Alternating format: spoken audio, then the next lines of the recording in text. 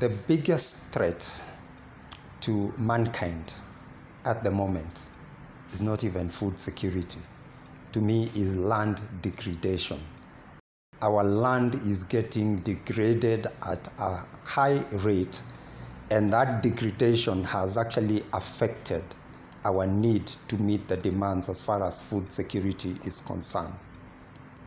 In Kenya, the former president, the late Daniel Arap Moi, actually re-emphasized the need of restoring our land.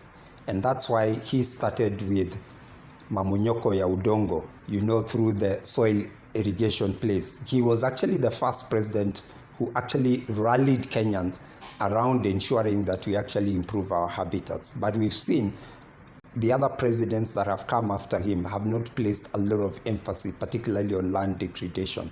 How does land degradation occur?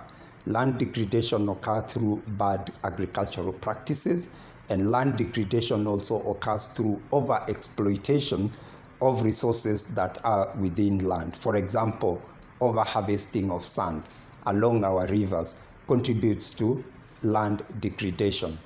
Now, the UN meeting that is actually talking about desertification is actually looking at it in terms of what are the mitigation measures that we're going to put on the ground to reverse the high land degradation that has happened in this country. Now, UN also has declared this particular 20 years from now as the decade of land restoration. If we do not deal with the rate at which we are degrading our land, that's going to be the biggest threat to mankind in the country. And so the discussion that is happening at the moment is about how can we restore our land. We need good policies, number one, to do that. How do we do it? Let's reduce the erosion. Land degradation is very important, particularly now that has also been exacerbated by climate change. The impacts of climate change are also contributing significantly to land degradation. How does climate change contribute? Because of our activities, we are seeing that trees cover has actually declined, and when the tree cover declined, our soils is exposed. And so whenever the rains delay, because even the rainfall patterns also have changed, you find that in some areas the grass dries completely, and when there are strong winds, it is dust all over the place.